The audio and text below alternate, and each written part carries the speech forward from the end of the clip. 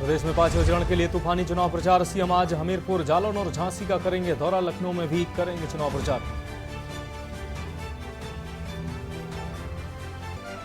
राजधानी में इंडिया गठबंधन की बड़ी प्रेस कॉन्फ्रेंस। एक मंच से खड़गे और अखिलेश यादव ने बीजेपी पर साधा निशाना। 4 जून को इंडिया गठबंधन की जीत का दावा। बलरामपुर और अयोध्या दौरे पर सपा सुप्रीमो अखिलेश यादव गठबंधन प्रत्याशियों के पक्ष में करेंगे जनसभा। चुनाव प्रचार में झोंकेंगे ताकत। बीएसपी अध्यक्ष मायावती का आज बांदा दौरा। अंतरा में मायावती करेंगी चुनावी रैली। बीएसपी प्रत्याशी के लिए मायावती मांगेंगे वोट। चुनाव ड्यूटी से नदारद 200 कर्मियों पर एफआईआर। डीएम ने कार्मिकों के प्रशिक्षण का लिया जायजा। केकेसी पीजी कॉलेज में चल रहा था प्रशिक्षण। और सवालों के घेरे में आई सचेंडी थाना पुलिस। प्रार्थना पत्र देने गए युवक को पुलिस कर्मियों ने पीटा। युवक के साथ चौकी इंचार्ज सिपाही ने की मारपीट। आप देख रहे हैं के न्यूज, खबरों का सारथी। नमस्कार, देश की बात में आपका स्वागत है। मैं हूं मनोज मानस और अब खबरें विस्तार से। झांसी से अहम खबर सामने आ रही है, जहां डिपार्टमेंटल स्टोर में आग की घटना सामने आई है। सुभाष मार्केट के पास स्टोर में आग की घटना सामने आई है। दमकल की कई गाड़ियां मौके पर पहुंची हैं और आग बुझाने का प्रयास कर रही हैं। सीपरी बाजार थाना क्षेत्र का यह पूरा मामला है, जहां आग की यह बड़ी घटना सामने आई है। दमकल की कई गाड़ियां मौके पर पहुंची हैं, जो आग बुझाने का लगातार प्रयास कर रही हैं। फिलहाल आग अभी बेकाबू बनी हुई है। सीपरी बाजार थाना क्षेत्र का यह पूरा मामला है। तो झांसी से अहम खबर, डिपार्टमेंटल स्टोर में आग की यह बड़ी घटना सामने आई। तस्वीरें साफ तौर से आप देख सकते हैं, कितनी भयावह आग की तस्वीरें हैं। दमकल की कई गाड़ियां मौके पर पहुंची और आग बुझाने का प्रयास कर रही हैं। झांसी के डिपार्टमेंटल स्टोर में यह भीषण आग की तस्वीरें साफ तौर से आप देख पा रहे हैं। सूचना के बाद मौके पर पहुंची दमकल विभाग की कई गाड़ियां मौके पर मौजूद हैं और आग बुझाने का प्रयास कर रहे हैं। आग की भीषण लपटें लोगों को डरा रही थी। ऐसे में दमकल विभाग की गाड़ियां मौके पर पहुंची हैं और आग को काबू करने का प्रयास कर रही हैं। तो झांसी के डिपार्टमेंटल स्टोर में यह भीषण आग की घटना सामने आई है, जहां दमकल की गाड़ियां मौके पर पहुंची हैं और आग बुझाने का प्रयास कर रही हैं। ये अहम खबर झांसी से अपने दर्शकों को दिखा रहे हैं। एक डिपार्टमेंटल स्टोर में आग की ये बड़ी घटना सामने आई है। आग की तेज लपटें पूरे स्टोर में फैल गईं और बड़े नुकसान की आशंका जताई जा रही है। मौके पर दमकल की कई गाड़ियां मौके पर मौजूद हैं। कुलदीप अवस्थी हमारे संवाददाता ज्यादा जानकारी के लिए हमारे साथ जुड़ गए हैं। कुलदीप, एक डिपार्टमेंटल स्टोर में यह भीषण आग की घटना सामने आई है, कैसे ये आग लगी है और अब तक क्या आग पर काबू पाया जा चुका है? देखिए, अभी भी आग पर काबू नहीं हो पाया है। दमकल की कई गाड़ियां मौके पर है। ये एक जो कोहली स्टोर है, इसके आसपास की जो 2 दुकानें है, उसके अंदर भी आग फैल चुकी है। आग पर काबू करने का काफी प्रयास किया जा रहा है। पूरे आसपास के इलाके को खाली करा दिया गया है। आग लगने का कारण अब तक बताया गया है शॉर्ट सर्किट, और अभी ये क्लियर नहीं हो पा रहा है कि अंदर बिल्डिंग में कोई अंदर फंसा हुआ है या नहीं है। क्या दुकान के मालिक, स्टाफ वहां से छोड़ के भाग गए थे, अभी की जानकारी नहीं मिल पा रही। लेकिन आग काफी विकराल है। ये डिपार्टमेंटल स्टोर सीपरी बाजार थाना इलाके के मेन बाजार सुभाष मार्केट के अंदर बना हुआ है, जहां पर यह दुकान स्थित थी। दुकान की चौड़ाई लंबाई काफी कम थी, लेकिन दुकान की हाइट काफी है। तकरीबन 4 से 5 वाले की ये दुकान है, जिसमें यह आग लगी हुई है। हाँ कुलदीप, अब तक जो जानकारी सामने आई है उसके आधार पर किसी तरीके कोई जनहानि की खबर? देखिए, अभी ये स्पष्ट बिल्कुल नहीं हो पा रहा है। इस बात को प्रयास काफी किया गया केंद्र की तरफ से कि ये मालूम पड़ पाए, लेकिन अंदर से अभी तो कोई भी बोल नहीं पा रहा। सबका टारगेट ये है कि पहले आग पर काबू पाया जाए, उसके बाद ही ये स्पष्ट हो पाएगा कि अंदर कोई फंसा हुआ है। हालांकि इस बात को लगभग ये तय है कि अंदर कोई नहीं है। निश्चित रूप से कुलदीप, आपका बहुत शुक्रिया इस तमाम जानकारी के लिए। तो आपको बता दें, भीषण आग की यह घटना सामने आई है। डिपार्टमेंटल स्टोर में यह आग लगी है। दमकल की गाड़ियां मौके पर पहुंची हैं, कई गाड़ियां मौके पर मौजूद हैं और आग बुझाने का प्रयास कर रही हैं। फिलहाल हमारे संवाददाता ने बताया कि अभी तक आग पर काबू नहीं पाया जा सका है। तो मौके पर दमकल की कई गाड़ियां मौजूद हैं और लगातार आग बुझाने का प्रयास कर रही हैं। झांसी से यह खबर अपने दर्शकों को दिखा रहे हैं। एक डिपार्टमेंटल स्टोर में यह भीषण आग की घटना सामने आई है।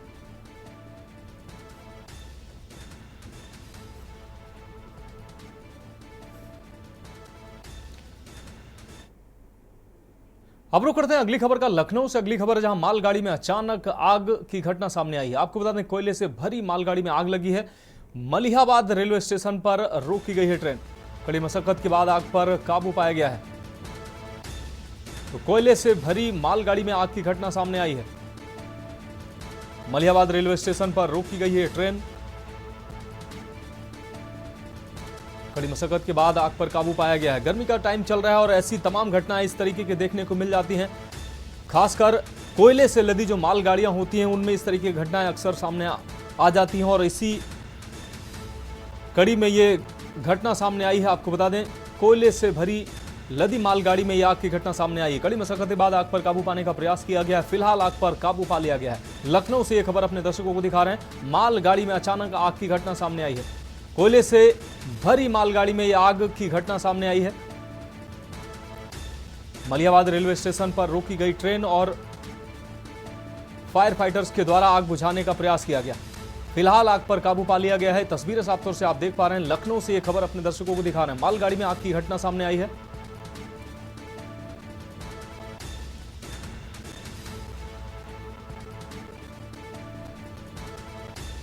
लखनऊ के मलिहाबाद रेलवे स्टेशन पर ट्रेन रोकी गई है और कड़ी मशक्कत के बाद आग पर काबू पाया गया।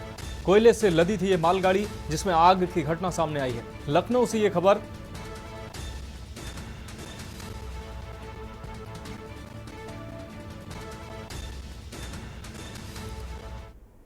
अब रुक करेंगे अगली खबर का। लखनऊ से अगली अहम खबर सामने आ रही, जहां कई पार्टियों के कार्यकर्ताओं ने ज्वाइन किया बीजेपी। आपको बता दें, भाजपा कार्यालय में ज्वाइनिंग कार्यक्रम आयोजित किया गया है।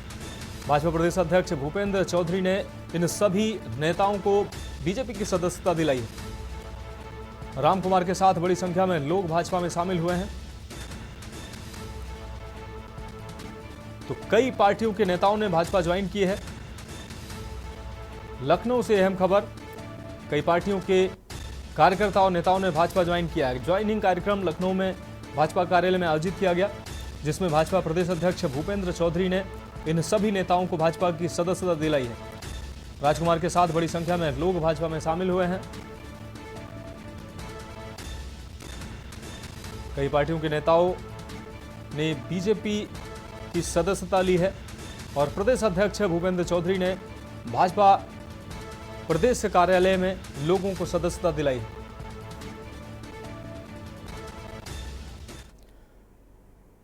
अब बढ़ेंगे अगली खबर की ओर। सिद्धार्थनगर से अगली खबर है, जहां बीजेपी में शामिल हुए कई नेता। सपा नेता राजकुमार भी बीजेपी में शामिल हुए हैं। डुमरियागंज विधानसभा से 2 बार चुनाव भी लड़ चुके हैं। चुनाव अपने समर्थकों के संग ये राजकुमार जो हैं, ये बीजेपी में शामिल हुए हैं। बीजेपी प्रदेश अध्यक्ष भूपेंद्र चौधरी ने इनको सदस्यता दिलाई है।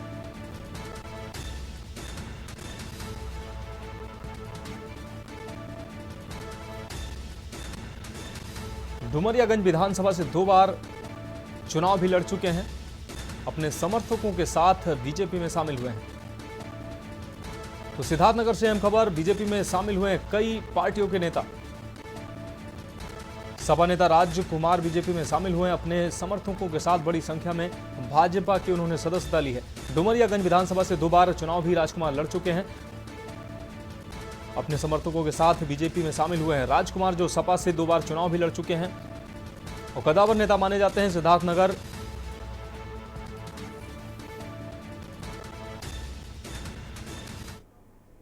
हम रुक करते हैं अगली खबर का। रायबरेली से अगली खबर है, जहां पर प्रियंका गांधी की नुक्कड़ सभा आयोजित हुई है। ऊंचाहार विधानसभा क्षेत्र के उमरन में चुनावी सभा नुक्कड़ सभा आयोजित की गई। नुक्कड़ सभा में हजारों लोगों की भीड़ उमड़ी। प्रियंका गांधी ने मोदी सरकार पर इस दौरान जमकर हमला बोला है।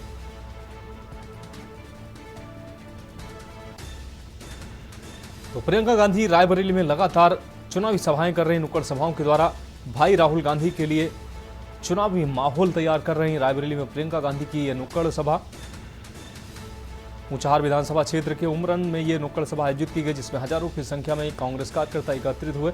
नुक्कड़ सभा में बड़ी भीड़ दिखाई दी। इस दौरान प्रियंका गांधी ने प्रधानमंत्री मोदी और भाजपा पर जमकर निशाना साधा है। तो लगातार प्रियंका गांधी रायबरेली में डेरा डाले हुए हैं और भाई राहुल गांधी के लिए चुनाव में माहौल बना रही हैं और उनके समर्थन में लोगों से वोट की अपील कर रही हैं। तो नुक्कड़ सभा में हजारों लोगों की भीड़ एकत्रित हुई है। लगातार प्रियंका गांधी रायबरेली में नुक्कड़ सभाओं और जनसभाओं के द्वारा लोगों तक पहुंच बना रही हैं और भाई राहुल गांधी के लिए वोटों की लोगों से अपील भी कर रहे हैं। अब रुक करते हैं अगली खबर का। बहराइच से अगली अहम खबर है, जहां भीम आर्मी के कार्यकर्ता पर हमला हुआ है। गांव के दबंगों ने जमकर बरसाई है लाठियां। घायल कार्यकर्ता को अस्पताल में भर्ती कराया गया है। कार्यकर्ता पर 1 माह पहले भी हुआ था हमला। परिजनों ने मामले में एफआईआर दर्ज कराई है। मामले में जबरन सुलह का बनाया जा रहा था दबाव। तो ये बहराइच से अहम खबर। 3 दिन पहले परिजनों ने एसपी दफ्तर में की थी शिकायत। थाना हुजूरपुर इलाके के भूपानी गांव की यह पूरी घटना है। तो बहराइच से अहम खबर। मामले में जबरन सुलह बनाने का प्रयास किया जा रहा था। इस दौरान एफआईआर दर्ज कराई गई है। परिजनों ने एसपी दफ्तर में शिकायत की थी कुछ दिन पहले। थाना हुजूरपुर इलाके के भूपानी गांव की यह पूरी घटना है, जहां भीम आर्मी कार्यकर्ता पर हमला हुआ है। गांव के दबंगों ने जमकर लाठियां बरसाई। कहाँ के रहने वाले हो? भूपानी। ये जो घायल है कौन है तुम्हारा? हमारा लड़का। क्या नाम है इसका? संदीप। अच्छा, क्या हुआ इसको? किसने हमला किया है और किस चीज़ से किया है? इस चीज़ से किया, जैसे पहले मुकदमा था उसके लिए ये गया था दावत खाने, और रास्ते में इधर से फिर उसके घर नहीं पहुंचा, फिर उसको गाड़ा दे के वहाँ रास्ते में मार दिया 4-5 जने। फिर हल्ला उल्ला हुआ, तब हम दौड़ के गए देखने। अब रुक करते हैं अगली खबर का। एक तरफ 2024 की लोकसभा चुनाव को लेकर प्रदेश के बड़े नेताओं का दौरा भी शुरू हो चुका है, तो वहीं दूसरी तरफ 2024 का जीत का मंत्र देने के लिए एनडीए गठबंधन और इंडिया गठबंधन के नेता एक दूसरे पर जमकर आरोप लगाते नजर आ रहे हैं। अपने पार्टी प्रत्याशी की जीत के लिए जनता के बीच पहुंच रहे हैं, उनको संबोधित भी कर रहे हैं। इस दौरान नेताओं द्वारा अपने विपक्ष के नेताओं पर जमकर आरोप और प्रत्यारोप भी लगाए जा रहे हैं। इसी कड़ी में उत्तर प्रदेश सरकार के डिप्टी सीएम केशव प्रसाद मौर्य सिद्धार्थ नगर के डुमरियागंज विधानसभा के ललिता इंटर कॉलेज चौखड़ा में पहुंचे। उन्होंने डुमरियागंज से लोकसभा प्रत्याशी जगदम्बिका पाल के पक्ष में जनसभा को संबोधित किया। उन्होंने सपा बसपा कांग्रेस पर जमकर हमला भी बोला। वहीं मीडिया से बात करते हुए उन्होंने कहा कि कांग्रेस मुक्त भारत और सपा मुक्त उत्तर प्रदेश होने जा रहा है।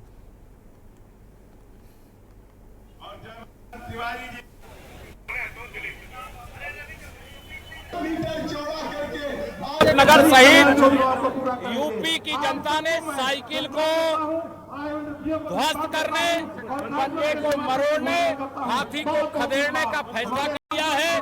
कमल का फूल खिलने जा रहा है। भाजपा बड़े बहुमत से जीतने जा रही है।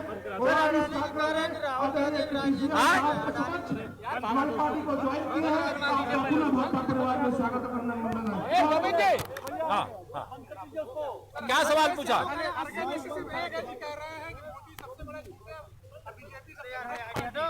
जो झूठे थे वो सत्ता से बाहर हो गए, और एक बार नहीं 2-2 बार बाहर हो गए, तीसरी बार बाहर होने जा रहे हैं। और माननीय नरेंद्र मोदी जी के नेतृत्व में तीसरी बार भाजपा की प्रचंड बहुमत की सरकार बनने जा रही है। रुक करेंगे अगली खबर का। खबर रायबरेली से, जहां छत्तीसगढ़ के पूर्व मुख्यमंत्री भूपेश बघेल का बड़ा बयान रायबरेली में सामने आया है। छत्तीसगढ़ के पूर्व मुख्यमंत्री भूपेश बघेल ने इशारों में राहुल गांधी को पीएम का चेहरा बता डाला। छत्तीसगढ़ के पूर्व सीएम बघेल ने कहा कि आप लोग सांसद नहीं बल्कि पीएम चुनने जा रहे हैं। रायबरेली में नुक्कड़ सभा को संबोधित करते हुए बघेल ने ये बात कही। राहुल गांधी के पक्ष में बीते 1 सप्ताह से रायबरेली में प्रचार में जुटे हुए हैं। आप सब गवाह बनेंगे, साक्षी बनेंगे, और उसमें आप भाजपा सदस्य नहीं चुन रहे हैं। और इंदिरा जी के बाद अब अवसर आया है कि आप इस लोकसभा से आप सांसद नहीं बल्कि प्रधानमंत्री चुने जा रहे हैं। होने जा रहा है। अगली खबर कानपुर से है, जहां साड़ थाना क्षेत्र के असोनिया गांव में आज सुबह उस वक्त हड़कंप मच गया जब देर रात अराजक तत्वों ने मंदिर में स्थापित भगवान शिव के शिवलिंग व नंदी की प्रतिमा को खंडित करते हुए माता काली की प्रतिमा को भी खंडित करने का प्रयास किया।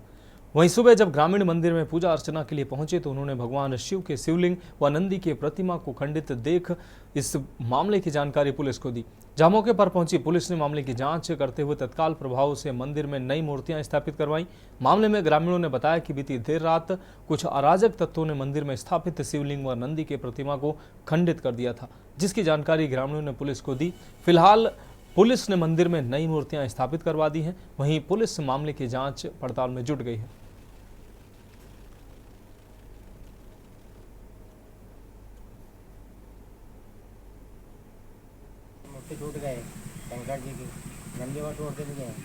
कब की घटना है ये? हाँ रात क्या पुलिस को सूचना दी गई थी? पुलिस मौके पर पहुंची? पहुँचाई मौके में। काली जी में पत्थर चलाया गया है, काली के ऊपर जो फैसले की प्यास तोड़ी गई है। 2 महीना पहले इसके घंटा खोला गया। यहाँ आसना तो नहीं से थोड़ी है, बहुत सी आसना होती है यहाँ पर। अच्छा, जिस तरह से बता रहे हैं आप 2 महीना पहले घंटे भी खोले गए थे, पुलिस ने अभी तक किसी को गिरफ्तार किया है? ना किसी को नहीं। अगली खबर जालौन से है, जहां एक और देश भर में लोकसभा चुनाव को लेकर लगातार रैलियों का दौर चल रहा है। वहीं जालौन गरोठा भोगनीपुर लोकसभा चुनाव में 5वें चरण में होने वाले मतदान को लेकर पार्टियों ने सरगर्मी तेज कर दी है, जिसके तहत आज जालौन के मुख्यालय उरई के मैकेनिक नगर ग्राउंड में इंडिया गठबंधन के प्रत्याशी को जिताने को लेकर समाजवादी पार्टी के राष्ट्रीय अध्यक्ष अखिलेश यादव का दौरा था, जिसमें सबसे बड़ी बात यह देखने को मिली कि सपा का वेस वोट सपा सुप्रीमो की जनसभा से नदारद दिखाई दिया, जिसमें साफ तौर से ये देखा जा सकता है। वहीं मुस्लिम समुदाय के लोगों ने बताया कि हम सपा से नाराज हैं, क्योंकि सपा का दोहरा चेहरा हम देख चुके हैं।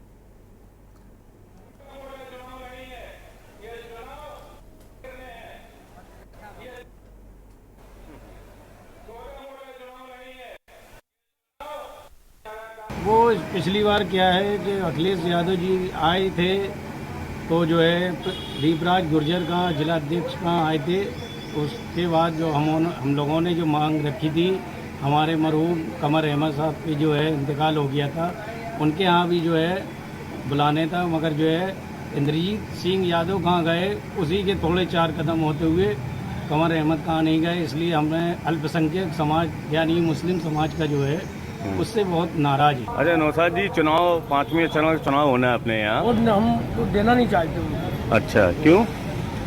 हमको ये नाराजगी है कि अखिलेश जी आए थे उरई, इंद्रजीत यादव थे, और हमारे कमर वकील साहब खत्म हुए हैं, उनके डर नहीं आएंगे। अच्छा, इसलिए मुझको नाराजगी है। पिछले 1 महीने से लगातार विद्युत व्यवस्था गड़बड़ाने से जिले में हाहाकार मच गया है। अगर हम बात करें जालौन की, तो पिछले कई दिनों से लगातार अघोषित लाइट की कटौती से लोग परेशान हैं। सड़कों पर आकर लोग हंगामा काट रहे हैं, लेकिन लाइट की जो व्यवस्था है वो सुधरने का नाम नहीं ले रही है। हालात ये होते जा रहे हैं कि तापमान 47 डिग्री से ज्यादा पहुंच गया है, लेकिन बिजली की जो कटौती है वो ज्यों की त्यों बनी हुई है। इतना सब कुछ करने के बाद, तमाम आश्वासन मिलने के बाद, लेकिन लाइट की व्यवस्था ज्यों की त्यों बनी है। अब देखना ये होगा कि आज की इस हालात में लाइट की जो व्यवस्था बनी हुई है उसको देखते हुए लोग कितना असर होगा। हालांकि प्रशासन ने लाइट को दुरुस्त करने का आश्वासन दिया है, लेकिन इसका असर कब तक होगा और कब तक लोगों को इस भयानक गर्मी में लाइट की व्यवस्था दुरुस्त मिलती है, ये तो आने वाला वक्त बताएगा। बहरहाल लोगों का इस भयानक गर्मी में, भीषण गर्मी के चलते लोगों का जीना मुश्किल हो गया है। कैमरा पर्सन मनीष पांडे के साथ माजिद अरमान के न्यूज जालौन। खबरों करें अगली खबर का। कानपुर में रेड क्रॉस सोसाइटी दिवस बड़ी धूमधाम से आयोजित किया गया, जहां पर जिलाधिकारी व अध्यक्ष red cross society Rakesh Kumar Singh ने बताया कि गवर्नर के निवेदन पर रेड क्रॉस की कानपुर समिति ने 25 टीबी के मरीजों को गोद लेकर उनके उपचार व खान पान की व्यवस्थाएं की हैं। वहीं सोसाइटी के सचिव RK सफर ने बताया कि समिति के लोगों के स्वास्थ्य के प्रति चिंतित रक्तदान की व्यवस्था की जाती है, जिसमें थैलेसीमिया के मरीज, एक्सीडेंट और गर्भवती महिलाओं जिनमें खून की आवश्यकता होती है उनको तत्काल उपलब्ध कराया जाता है। इसके साथ ही विभाग द्वारा भी एक एम्बुलेंस मोर्चरी में बॉडी को रखने के लिए डीप फ्रीजर भी लगाया गया है, जिससे शव को खराब होने से बचाया जा सके।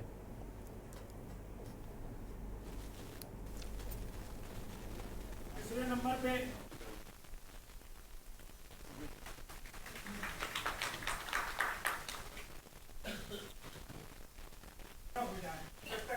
वितरण, ये सब चीजें, कंबल वितरण, अभी बहुत बड़ी बाढ़ आई थी। ने आज अपना स्थापना दिवस जो कि 8 मई को मनाना था, लेकिन इलेक्शन के कारण वो उसका आज मनाया गया है। और इंडियन रेड क्रॉस सोसाइटी यहाँ पर कई सालों से, करीब 80-70 साल से जो है कार्य कर रही है। स्वरूप बदलता रहता है, नए लोग आते रहते हैं, पुराने जाते रहते हैं, लेकिन सेवा का भाव कभी रुकता नहीं है। ये गंगा के पानी जैसा है, जिसमें हमेशा ताज़ा पानी आता रहता है। हम लोगों का उद्देश्य है, बाढ़ आए, एक्सीडेंट हो, किसी को खून की ज़रूरत है, मृत व्यक्ति को कफन की ज़रूरत है, और ये जो आश्रितों के इंतजार में, तो उसको बाकायदा डीप फ्रीज़र में रख के ससम्मान उसकी रक्षा की जाए। अंतर्राष्ट्रीय रेड क्रॉस दिवस होता है, तो इस बार चूँकि 13 मई को कानपुर में चुनाव होने के कारण अंतर्राष्ट्रीय रेड क्रॉस दिवस यहाँ की जो रेड क्रॉस सोसाइटी है उस रूप में नहीं मना पाई, जैसा कि हर साल ये आयोजन करते हैं। तो आज रखा गया था, अंतर्राष्ट्रीय रेड क्रॉस दिवस के उपलक्ष्य में आज यहाँ पर यह कार्यक्रम रखा गया था। अब रुक करते हैं अगली खबर का। खबर जालौन से है, जहां पिछले 3 दिन से लगातार बिजली की घोषित कटौती से जनता परेशान हो रही है, जिसमें लोगों ने बिजली को सुचारू रूप से देने का अधिकारियों से मांग की है और कहा है कि भीषण गर्मी के चलते बिजली की लगातार घोषित कटौती होती जा रही है। साथ ही लाइट की आंख मिचौली से गर्मी में रहना मुश्किल हो गया है। वहीं बिजली के ना आने के कारण पानी की भी भारी किल्लत हो रही है, जिसको लेकर लोगों में आक्रोश है और सुचारू रूप से बिजली को चलाने की मांग की गई है।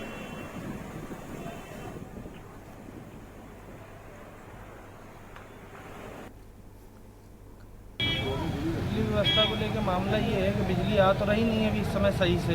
अच्छा। और ये चुनावी प्रचार चल रहे हैं, बैरिकेडिंग वगैरह भी हो रही है, उसके बावजूद भी बिजली नहीं आ रही। उसकी विशेष वजह ये भी है कि बिजली विभाग अपना सही से काम नहीं करा पा रहा। और उसकी काम ना करा पाने की वजह ये है कि जो ठेकेदार वहाँ पर काम करते हैं या जो भी वेंडर वहाँ पर काम करते हैं या जो कंपनियाँ वहाँ पर काम करती हैं, तो पेमेंट आज गवर्नमेंट जो कर रही है वो आज से 10 साल पुराने रेट हैं। तो सही से काम तो हो नहीं पाते हैं। जब भाई पैसा नहीं मिलेगा तो काम कैसे हो पाएगा। अधिकारियों के ऊपर प्रेशर रहता है, चेकिंग वो बराबर करते हैं, पेट्रोलिंग भी करते हैं, लेकिन कहीं कोई सुनवाई नहीं है, ना ही कोई जनता के प्रति जागरूकता है, ना कोई चीज़ है। कोई व्यवस्था सुचारू रूप से नहीं है। मशीनें खराब हो जा रही हैं, मशीनों का वो नहीं है, स्टोर में पर्याप्त रूप से सामान नहीं पहुँच पाता है कभी कभी। तो पिछले 1 महीने से लगातार विद्युत व्यवस्था गड़बड़ाने से जिले में हाहाकार मच गया है। अगर हम बात करें जालौन की, तो पिछले कई दिनों से लगातार अघोषित लाइट की कटौती से लोग परेशान हैं। सड़कों पर आकर लोग हंगामा काट रहे हैं, लेकिन लाइट की जो व्यवस्था है वो सुधरने का नाम नहीं ले रही है। हालात ये होते जा रहे हैं कि तापमान 47 डिग्री से ज्यादा पहुंच गया है, लेकिन बिजली की जो कटौती है वो ज्यों की त्यों बनी हुई है। इतना सब कुछ करने के बाद, तमाम आश्वासन मिलने के बाद, लेकिन लाइट की व्यवस्था ज्यों की त्यों बनी है। अब देखना ये होगा कि आज की इस हालात में लाइट की जो व्यवस्था बनी हुई है उसको देखते हुए लोग कितना असर होगा। हालांकि प्रशासन ने लाइट को दुरुस्त करने का आश्वासन दिया है, लेकिन इसका असर कब तक होगा और कब तक लोगों को इस भयानक गर्मी में लाइट की व्यवस्था दुरुस्त मिलती है, ये तो आने वाला वक्त बताएगा। बहरहाल लोगों का इस भयानक गर्मी में, भीषण गर्मी के चलते लोगों का जीना मुश्किल हो गया है। कैमरा पर्सन मनीष पांडे के साथ माजिद अरमान के न्यूज जालौन। तो देश की बात में वक्त एक ब्रेक का है। ब्रेक के बाद जल्द हाजिर होंगे। आप देख रहे हैं के न्यूज, खबरों का सार। ब्रेक के बाद देश की बात में एक बार फिर से आपका स्वागत है। अब रुक करेंगे अगली खबर का। दिल्ली, जयपुर और लखनऊ की तरह कानपुर के 10 स्कूलों को विस्फोटक से उड़ाने की धमकी देने का मामला सामने आया है। धमकी भरे ईमेल मिलने के बाद पुलिस ने सभी स्कूलों में जांच पड़ताल कराई।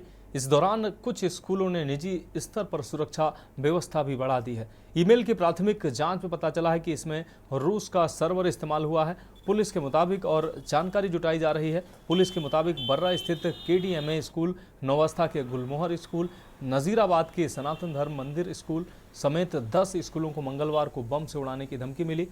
एसओ नजीराबाद और कौशलेंद्र सिंह के मुताबिक सनातन धर्म स्कूल में जो मेल आर्ट है उसमें रिसीवर ईमेल में ये एक अन्य स्कूल का नाम लिखा है। आपको बता दें, एडिशनल CP हरीश चंद्र के मुताबिक अन्य तथ्यों के बारे में जानकारी जुटाई जा रही है। पुलिस कमिश्नरेट कानपुर नगर को एक सूचना प्राप्त हुई है कि विभिन्न स्कूलों में एक थ्रेटनिंग ईमेल आया है, जिसमें स्कूल प्रमाइसेस को बम से उड़ाने की बात की जा रही है। तत्काल प्रभाव से इसमें अभियोग पंजीकृत कराया जा रहा है। साइबर सेल इसको इन्वेस्टिगेट कर रही है और इसके अलावा सभी DCPs को निर्देशित दिया गया है कि ACPs के नेतृत्व में टीम बना करके सभी स्कूल्स को जो है वो कॉन्फ्रेंस में लिया जाए और स्कूल्स को जो है वो मॉनिटर किया जाए, उनकी सिक्योरिटी अरेंजमेंट, CCTV फुटेज को देखा जाए। चूँकि इस तरह की ईमेल्स पहले भी दिल्ली और नोएडा और लखनऊ में आ चुके हैं, इसलिए जो है वो उन और इन ईमेलों में क्या कॉमन पैटर्न है, क्या सेम है या कोई अलग अलग है, इस बिंदु पर भी जो है वो जांच की जा रही है। मेरा सभी अभिभावकों और स्कूल प्रबंधन से अनुरोध है कि पैनिक ना हो।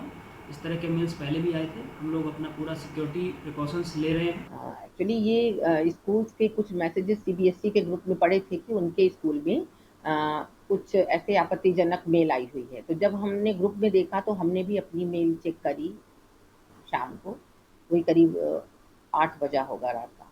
तो जब मेल चेक करी तो हमारे स्कूल में भी ऐसी एक मेल पड़ी हुई थी।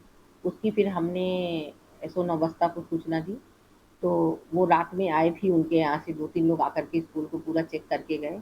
और क्योंकि बच्चों से जुड़ा हुआ मामला था और बच्चे हमारे लिए प्रायोरिटी पर हैं, इसलिए हमने आज विद्यालय को बंद कर दिया, जिससे बच्चों में और पेरेंट्स में किसी तरीके का कोई अराजक तत्वों द्वारा कानपुर के विभिन्न स्कूलों को बम से उड़ाने का मेल किया गया है। इस मेल के बाद स्कूलों में अफरा तफरी का माहौल बन गया है। साथ ही प्रशासन के संज्ञान में आने के बाद प्रशासन ने स्कूलों के बाहर फोर्स और बम निरोधक दस्ते को भेजकर सुरक्षा के पुख्ता इंतजाम कर दिए हैं। हालांकि प्रशासन ने यह घोषणा भी करी है कि 7 स्कूल ऐसे हैं जिनमें मेल आई है और मेल के बाद इन स्कूलों की सुरक्षा बढ़ा दी गई है। विद्यालय प्रशासन भी इस मेल के आने के बाद चिंता में दिखाई दे रहा है। साथ ही पुलिस प्रशासन के साथ विद्यालय प्रशासन भी स्कूलों की सुरक्षा में जुट गया है और इस पूरे प्रकरण को लेकर सुरक्षा की जो कार्रवाई है वो शुरू हो गई है। कानपुर के 7 स्कूल हैं जहां पर बम निरोधक दस्ता पहुंच चुका है। पूरे स्कूल की जांच करी जा रही है और उसके साथ साथ सुरक्षा के लिहाज से पुलिस कर्मियों की तैनाती कर दी गई है। कानपुर से के न्यूज के लिए सारिका गुप्ता की रिपोर्ट। इस बीच कानपुर से एक और अहम खबर सामने आ रही है। आपको बता दें, यह अहम खबर कानपुर से आपको दिखा रहे हैं। नशे में वार्ड बॉय मरीजों को करता है परेशान। तो कानपुर से अहम खबर, मामले को लेकर अस्पताल प्रशासन अनजान बना हुआ है। पूरा मामला सोशल मीडिया पर भी वायरल हुआ है। यह अहम खबर कानपुर से आपको दिखा रहे हैं।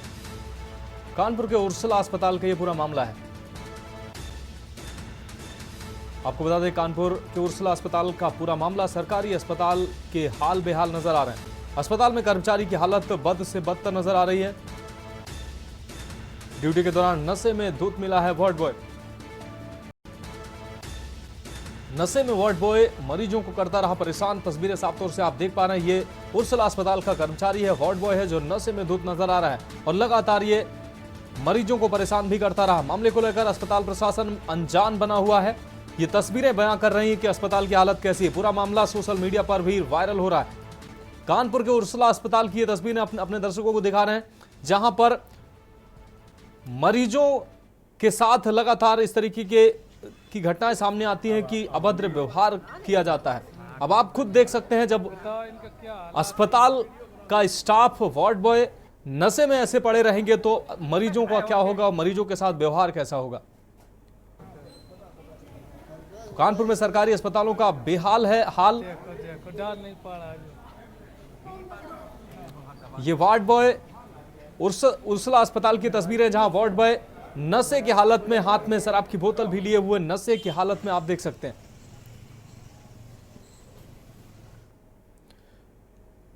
अब रुक करेंगे अगली खबर का। अमरोहा के हसनपुर नगर के मोहल्ला लालबाग में एक दुकान में भीषण आग लग गई, जिससे देखकर क्षेत्र में अफरा तफरी फैल गई। आपको बता दें कि धीरे धीरे आग ने विकराल रूप धारण कर लिया, जिससे देख आसपास के लोग मौके पर दौड़े, लेकिन तब तक दुकान में रखा सारा सामान जलकर राख हो चुका था।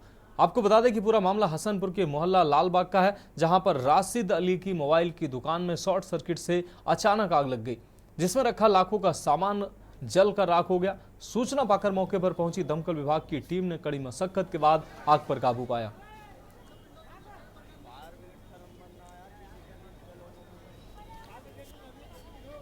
तो मोबाइल की दुकान में भीषण आग आप साफ तौर से देख पा रहे हैं। दुकान में रखा लाखों का माल आग से जलकर राख हुआ है। हालांकि दमकल विभाग की गाड़ी मौके पर पहुंचती तब तक लगभग दुकान का सारा माल जलकर राख हो चुका था। आग बुझाने में कामयाबी मिली है दमकल विभाग को। तो शॉर्ट सर्किट की वजह से आग लगी थी, ऐसा बताया जा रहा है। तो आग लगने से आसपास अफरा तफरी मच गई। लोगों ने एकजुट होकर आग बुझाने का प्रयास किया, लेकिन आग विकराल होती गई। ऐसे में दमकल विभाग की गाड़ियां भी मौके पर पहुंची। कड़ी मशक्कत के बाद आग पर काबू पाया गया। हालांकि जब तक आग पर काबू पाया जाता तब तक लाखों का नुकसान हो चुका था। अब रुक करते हैं अगली खबर का। बहराइच से अगली खबर है, जहां पर मोतिहारी क्षेत्र के चौकी जालिम नगर चौकी क्षेत्र के उर्रा की ये पूरी घटना है, जहां मोतीपुर थाना क्षेत्र में चोरों का आतंक लगातार बना हुआ है। बीती रात चोरों ने एक घर को अपना निशाना बनाया। चोरों ने जेवर समेत नकदी पर हाथ साफ किया है। बीते महीनों में मिहीपुरवा नगर पंचायत से ट्रैक्टर ट्रॉली चोरी का मुकदमा लिखे जाने के बाद भी अभी तक खुलासा नहीं हुआ है। चोरों के हौसले लगातार बुलंद नजर आ रहे हैं। आज फिर चोरों ने घर के पीछे से खिड़की द्वारा घर में प्रवेश करके चोरी की घटना को अंजाम दिया है। इससे पहले भी कई चोरियां हुई हैं, जिसका आज तक खुलासा पुलिस नहीं कर पाई है। चोरी के मामलों को पुलिस लगातार दबाने का भी प्रयास करती रही है। पीड़ितों द्वारा चौकी प्रभारी को लिखित प्रार्थना पत्र दिया गया है, लेकिन पुलिस की तरफ से अभी तक कोई तत्परता नहीं दिखाई गई है।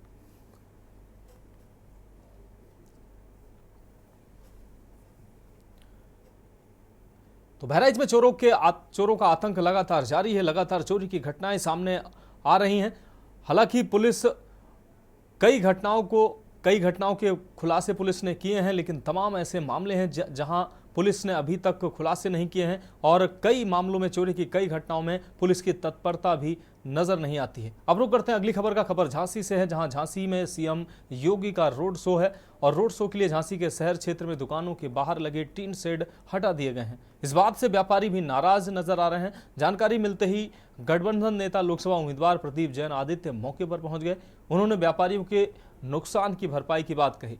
सिटी मजिस्ट्रेट झांसी ने बताया कि किसी का नुकसान नहीं होने दिया जाएगा।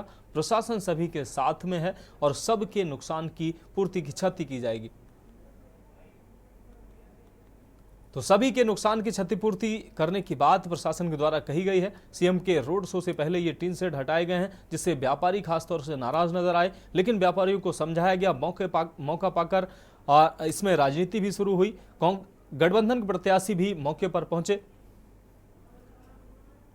बाजार ने कभी राजनीति नहीं की। आज इनको अपार कष्ट है। किसी का शटर उखड़ा, किसी का मीटर, किसी की चद्दर, तो ये समस्या में हो, इनका निदान होना चाहिए। और मैं मानता हूँ कि जो हमारे साथी चुनाव लड़ रहे हैं, उन्हें ये समझना चाहिए कि जनता मालिक होती है और बनने वाला सेवक होता है। तो मालिक को जबरदस्ती आप बाध्य नहीं कर सकते कि आप ऐसा करो ऐसा करो। आपसे भी बात हुई और व्यापारी हमने नगर मजिस्ट्रेट उसका सॉल्यूशन निकलेगा। बैठ के व्यापारी, कोई भी व्यापारी किसी भी राजनीतिक दल से नहीं जुड़ा है, लेकिन अगर किसी के स्वाभिमान को, उनके सम्मान को कोई चोट पहुंचाएगा तो व्यापारी कतई चुप नहीं बैठते। ये सब भामाशाह हैं। देखिए, जो है बात हो गई है, सोल्यूशन उसका कर दिया गया है, बातचीत हो गई है। जो भी उनकी समस्या होगा उसका सोल्यूशन किया जाएगा, है ना। किसी प्रकार कोई दिक्कत नहीं है। ठीक है बढ़िया। इस बीच सीधा आपको रायबरेली लिए चलते हैं, जहां पर प्रियंका गांधी क्या कुछ कह रही हैं, सुनाते हैं आपको। था कि बैंक में जितने भी पैसे हैं वो राष्ट्र के पैसे हैं। इन बड़े खरबपतियों को 16 लाख करोड़ रुपए जब माफ होते हैं तो राष्ट्र के पैसों से माफ हो रहे हैं। वो पैसे हैं जो आपके जेब में जाने चाहिए। कैसे? आपके लिए योजनाएं बनाकर, आपके लिए सही नीतियां बनाकर। यहां आपके आवारा पशु की समस्या है। रात को क्या करते हो? घर जाके सोते हो? रात को मचान पे सोते हो ना? पहरेदारी करते हो अपने खेतों की। इस समस्या को हल करने के लिए मोदी जी ने क्या किया है, योगी जी ने क्या किया है? कुछ नहीं किया। छत्तीसगढ़ में कांग्रेस की सरकार रही। छत्तीसगढ़ की कांग्रेस की सरकार ने गौशालाओं को इतना मजबूत बना दिया कि महिलाओं को उनमें रोजगार मिल रहा था। 60-70 हजार रुपए महिला कमा रही थी। दूध के जो पदार्थ हैं, मिठाई, ये मक्खन, दही, ये सब बना के पैकेजिंग करवा के बेच रही थी। स्वयं सेवा समूह बनाए, गौशालाओं से जोड़े। गोबर खरीदा सरकार ने। जनता से कहा हम गोबर खरीद लेंगे, तुम पशु को रख लो। जनता ने पशु को रखा घर पे, देखभाल की। प्रति किलो, मुझे याद नहीं, 11 रुपए 12 रुपए 2 रुपए किलो की गोबर खरीदी। गोबर खरीद के गोबर गैस बना के आपके घरों में भेजी। महिला खुश थी, उसको रोजगार मिला। जानवर खुश था, उसकी देखभाल हो रही। थी और गौशालाएं अच्छी बन गई और समस्या आपकी खत्म हो गई। गांव में गोबर गैस भी आ गया। मगर इस बार मोदी जी ने 10 ही दिन में सर्जिकल स्ट्राइक और एयर स्ट्राइक कर पाकिस्तान के घर में घुसकर आतंकवादियों को साफ करने का काम नरेंद्र मोदी ने। हमारा ओडिशा नक्सलवाद से पीड़ित था। झारखंड, बिहार, तेलंगाना, आंध्र प्रदेश, मध्य प्रदेश, महाराष्ट्र, मोदी जी ने 10 साल के अंदर इस नक्सलवाद को समाप्त करने का काम नरेंद्र मोदी जी ने किया। भाइयों बहनों, ओडिशा के कई गरीब इलाकों में मोदी जी हर महीना हर व्यक्ति 5 किलो चावल भेजते हैं। देश के 80 करोड़ लोगों को भेजते हैं, ओडिशा को भी भेजते हैं। गरीबों को चावल मिलता है या नहीं मिलता है? अब नवीन बाबू क्या करते हैं? वो चावल पर अपना ठेला लगा देते हैं, अपनी फोटो छाप देते हैं और गरीबों को इसमें किया, यही राजस्थान में किया।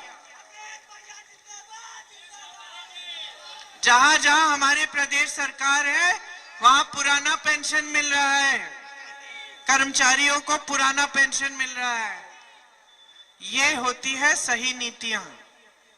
जो राजनीति आपने अपने क्षेत्र में देखी है इंदिरा जी के समय से, पंडित जी के समय से मैं कहूंगी, और इंदिरा जी के कार्यकाल से, मुझे बोलने दीजिए उसके बाद आ जाइए। इंदिरा जी के कार्यकाल में आपने देखा यहाँ कितना विकास हुआ। बाद में सोनिया जी ने विकास किया। आपने एक राजनीतिक परंपरा स्थापित की। क्या थी वो परंपरा? कि बड़े से बड़ा नेता हो, आपके प्रति जवाबदेही है। मतलब आपका काम नहीं करता तो आप सवाल उठाएंगे, आप बोलेंगे कि भाई इस बार वोट नहीं मिलेगा। आपको इंदिरा जी की एक नीति पसंद नहीं आई, आपने चुनाव हरा दिया। इंदिरा जी जैसी महान हस्ती को आपने हरा दिया और इंदिरा जी नाराज नहीं हुई, आत्मचिंतन किया, कहा कि अगर जनता ने हराया, मुझसे कुछ गलती हो गई होगी, गलती दुरुस्त की, 3 साल में वापस आई, आपने जिता दिया। यह है आपकी राजनीतिक चेतना, यह है आपकी राजनीतिक जागरूकता। इसको बनाया रखना बहुत बहुत जरूरी है आपके लिए। आज देखिए आपके क्षेत्र में क्या हो रहा है। माता जी सांसद हैं, भाजपा के प्रत्याशी कौन है? भाजपा के प्रत्याशी जो हैं, उनका काम क्या है? वो आपकी जमीनें छीनने का काम कर रहे हैं। वो प्रधानों और कोटेदारों को धमकाने का काम कर रहे हैं। राजीव जी, मेरे पिताजी पंचायत राज क्यों लाए देश में? प्रधानों को मजबूत बनाने के लिए। मुझे याद है कि वो मैं छोटी थी, चर्चा चल रही थी कि पंचायत राज लाएंगे तो जितने भी पैसे हैं, जो राशि होती है जिससे विकास गांव में होता है, वो हम सीधा गांव में भेजेंगे। वो अब केंद्र से सीधा गांव में प्रधान के पास आएंगे पैसे, और प्रधान को जो कार्य कराने हैं वो प्रधान ही कराएगा, ताकि जनता भी जानेगी प्रधान के पास पैसे आ रहे हैं। प्रधान काम कराएगा तो अच्छा है, नहीं कराएगा तो जनता फिर उसको डांटेगी या जनता उसके पास चले जाएगी। ये नहीं है कि काम नहीं, उस जमाने में अगर काम नहीं होता था तो आप कहां जाते शिकायत करने के लिए? प्रधान के पास नहीं जाते, आप जाते थे डीएम के पास, बड़ा अधिकारी होता था, पूरे जिले का अधिकारी, वहां पहुंचना भी मुश्किल होता था, शिकायत करनी भी मुश्किल होती थी। तो ये जो पूरी योजना थी पंचायत राज की, ये इसलिए बनाई गई ताकि गांव मजबूत बने, प्रधान मजबूत बने, प्रधान को स्वतंत्रता मिल जाए कि उसको कहां खर्च करना है, कैसे करना है, विकास कैसे करना है गांव का। माता जी आई, मनरेगा लाई, 100 दिन का रोजगार आपको मिला। अब ये भाजपा के यहाँ के जो प्रत्याशी हैं, सुबह से शाम तक प्रधान को प्रताड़ित करते हैं, कोटेदारों को प्रताड़ित करते हैं। यहाँ का कोटेदार वैसे भी मुसीबत में रहता है। अन्य प्रदेशों में 200-200 रुपए मिल जाते हैं, यहाँ 90 रुपए मिलते हैं और वो भी नहीं मिलते क्योंकि बीच में अधिकारी भी ले लेते हैं। तो यहाँ का कोटेदार वैसे भी दुर्बल है। अब आप ऊपर से उस पर दबाव डाल रहे हो, ऊपर से उसको प्रताड़ित कर रहे हो, तो किसको छोड़ा है? गरीबों की जमीन ले रहे हो, प्रधानों को, कोटेदारों को तंग कर रहे हो, प्रताड़ित कर रहे हो। ये होता है काम किसी राजनीतिक प्रत्याशी का? ये सांसद बनना चाहते? इसलिए यहाँ के जो नेता है इंडिया अलायंस के, यहाँ मतलब नासिक के नहीं, महाराष्ट्र के, उन्होंने सभी छोटे छोटे दल जो है, इन दलों को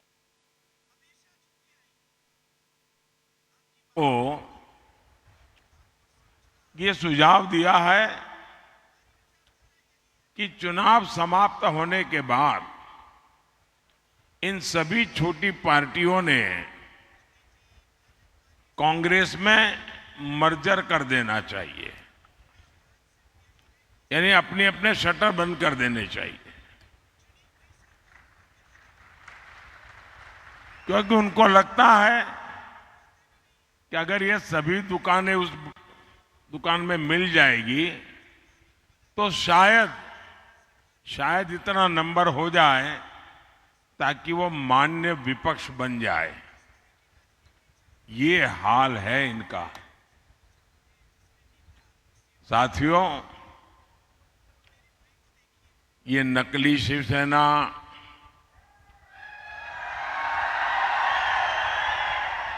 नकली राष्ट्रवादी पार्टी, इसका कांग्रेस में विलय होना पक्का है।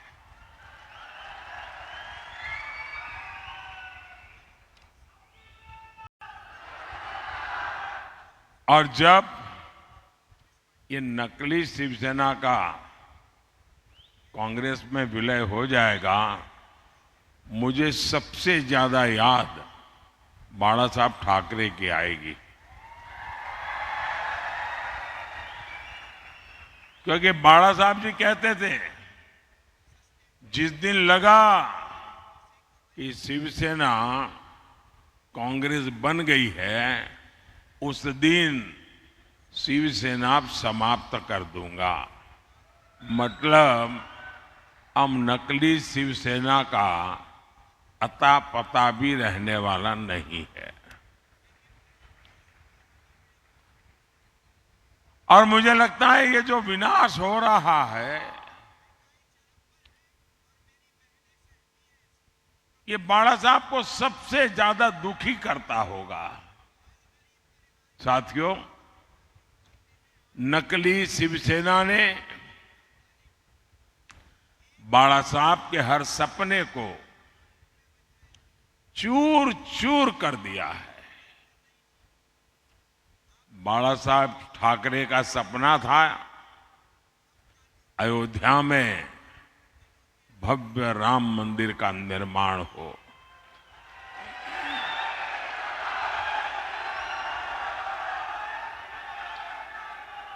बाला साहब का सपना था जम्मू कश्मीर से आर्टिकल 370 खत्म हो। ये सपना पूरा हुआ, लेकिन इससे तो महाराष्ट्र के डिंडोरी से प्रधानमंत्री और रायबरेली से प्रियंका गांधी का संबोधन आ रहा था, आप लोगों ने सुना। अब रुक करते हैं अगली खबर का। मुरैना से अगली खबर है, जहां दो पक्षों के विवाद में चली हैं गोलियां। आपको बता दें, जमीनी रंजिश के चलते ये विवाद हुआ है। पुलिस ने दोनों पक्षों पर मामला दर्ज किया है। मुरैना के जैतपुर गांव का ये पूरा मामला है, जहां पर गोलियां चलने का ये मामला सामने आया है। दो पक्षों के विवाद में गोलियां चली हैं, जमीनी रंजिश के चलते ये विवाद हुआ है। पुलिस ने दोनों पक्षों पर मामला दर्ज कर लिया है। मुरैना के जैतपुर गांव का ये पूरा मामला है। तो दोनों पक्षों के विवाद में गोलियां चली हैं।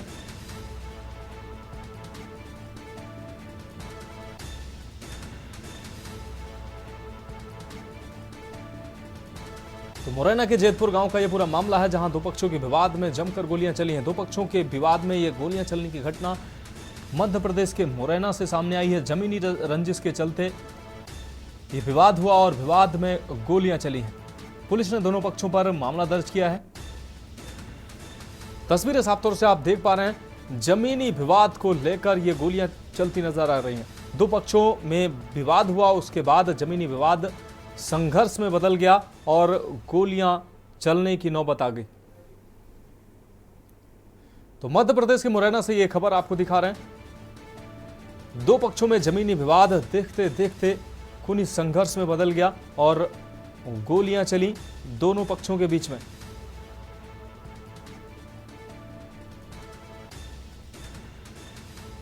तो मध्य प्रदेश के मुरैना से ये तस्वीरें साफ तौर से आप देख पा रहे हैं। जमीनी विवाद में गोलियां चलने की घटना सामने आई है। आपको बता दें, दो पक्षों में जमीनी विवाद को लेकर गोलियां चली हैं।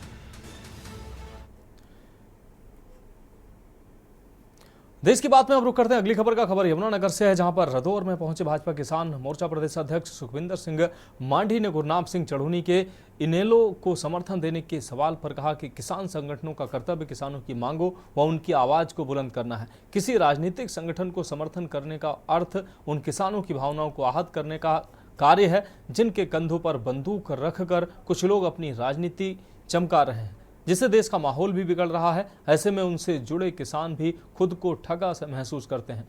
सुखविंदर मांढी आज रादौर में जिला लोक संपर्क एवं कष्ट निवारण समिति सदस्य धनपत सैनी के कार्यालय पर पत्रकारों से बातचीत कर रहे थे। एक सवाल के जवाब में उन्होंने कहा कि किसान संगठन से जुड़े लोग भी हमारे ही बीच के लोग हैं, वो हमारे से अलग नहीं है। लोकतंत्र में किसी को भी अपनी मांग जनप्रतिनिधियों के समक्ष रखने का पूरा अधिकार है, बशर्ते उन मांगों को रखने का तरीका सही हो। की बात हो, चाहे वो साधारण लोगों में, चाहे वो चौक में, चौपालों में, बस में, टेम्पू में, कहीं भी बैठ के अगर आप देखेंगे तो एक ही चर्चा है कि हरियाणा प्रदेश की 10 की 10 सीटें भारतीय जनता पार्टी की झोली में जाएंगी और नरेंद्र मोदी तीसरी बार प्रधानमंत्री बनेंगे दायरे में आते हैं। और इस तरह से की चीजों से खास तौर पर जो युवा हमारा किसान है या युवा जो साथी है जो किसानी से अपने आप को जोड़ना चाहता है, उनको इस तरह की चीजों से बचना चाहिए। और आज आपको आगे बढ़ाने का काम कर रहे हैं, ये पूरी तरह से दिखाई दे गया है कि ये सारा राजनीति का प्रोपोगेंडा था। और हो सकता है, मैं फिर कहता हूं, बहुत स्पष्ट तौर पे कहता हूं, हमने हमारा 100% प्रयास किया। हमने पहले की सरकारों से बेहतर करने का प्रयास किया।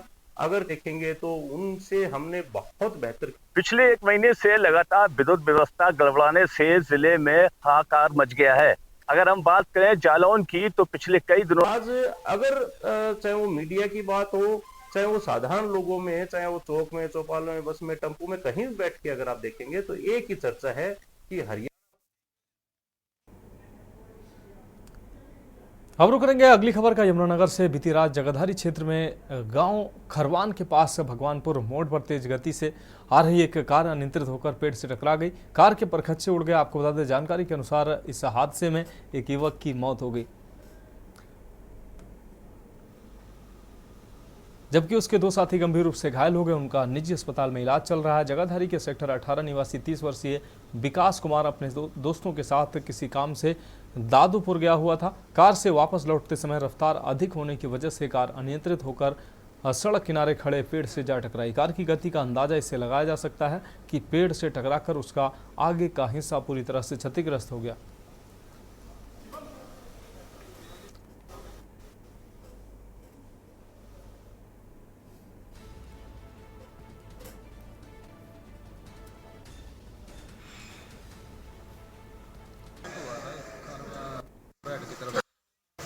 डंपर से टकरा के वो जो बात सामने आई है, बारे में पता चला था कि एक एक्सीडेंट हो गया ना, तो उस दुर्घटना में इसका पोस्टमार्टम कराया है। पोस्टमार्टम करा के डेड बॉडी वारसन के वाले की। तो सर कहाँ का रहने वाला, क्या नाम है मृतक का? ये सेक्टर 17 का रहने वाला है। सेक्टर 17 का रहने वाला है। और दो हैं, दोनों वो भी एडमिट है दूसरे हॉस्पिटल। क्या नाम है उनके? एक का नाम सही है, मैं एक का नाम है राघव। वो कहाँ के रहने वाले हैं? वो एक अर्जुन नगर का है, वो दूसरा भी यमुनानगर। कहाँ जा रहे थे और कहाँ से आ रहे थे? ये दादूपुर से आ रहे थे वापस अपना काम खत्म करके। तो एक्सीडेंट हुआ कैसे? डंपर के साथ टकराई गाड़ी। अब रुक करते हैं अगली खबर का। खबर पटियाला से है, जहां पर संगरूर के एसएसपी सरताज सिंह द्वारा बुरे अंसरों के खिलाफ चलाई गई है। आपको बता दें, मुहिम के तहत धुरी के डीएसपी तलविंदर सिंह की रहनुमाई में थाना शेरपुर के अधीन पड़ते वजीदपुर बदेसा में हुई हत्या को ट्रेस करके 2 व्यक्तियों को गिरफ्तार कर लिया गया है। वारदात हुई सी थाना शेरपुर के एरिए पिंड वजीदपुर बदेशा को Sahib Singh primary school teacher से ये अपने स्कूल में सवेरे जॉब पर जा रहे थे। करीब 8 बजे के करीब सवेरे इन्हों का कुछ नामलूम व्यक्तियों ने कतल कर दिता सी, जिस संबंधी असीं ਵੱਖ-ਵੱਖ टीमां बना के टैक्नीकल ते होर फोरेंसिक एविडेंस की मदद नाल ये वारदात को ट्रेस किया है तो जिहदे 2 दोषियों को नामजद करके गिरफ्तार किया गया। ये दोषी जगतार सिंह तारी ते दूजा हरजोत सिंह उर्फ जो, एक की उम्र 34 साल है तो दूजे की 19 साल उम्र। इन्होंने कतल क्यों किया, की कारण सी? इन्हों का पहला भी जिहड़ा जगतार सिंह तारी है, ये पहला उहदे नाल तकरारबाजी चलती सी, उनके पर्सनल रीजनस करके कोई पहला 2 बारे पहला भी इन्हों की मुठभेड़ हुई है, आपस च हत्थों पाई हुई ने मलेरकोटले भी फिर ये पिंड भी। उन्होंने लगते जिहड़ा जगतार सी उहदे मन च खदशा सी कि ये मेरा नुकसान करूँगा या मैनूं मारूगा, जिसनूं लगते हुए उन्हें इसका कतल। तो देश की बात में अभी के लिए मेरे साथ इतना ही, मुझे दीजिए इजाजत और आगे आप देखिए देवभूमि का दंगल। आप देख रहे हैं के न्यूज़, खबरों का सारथी।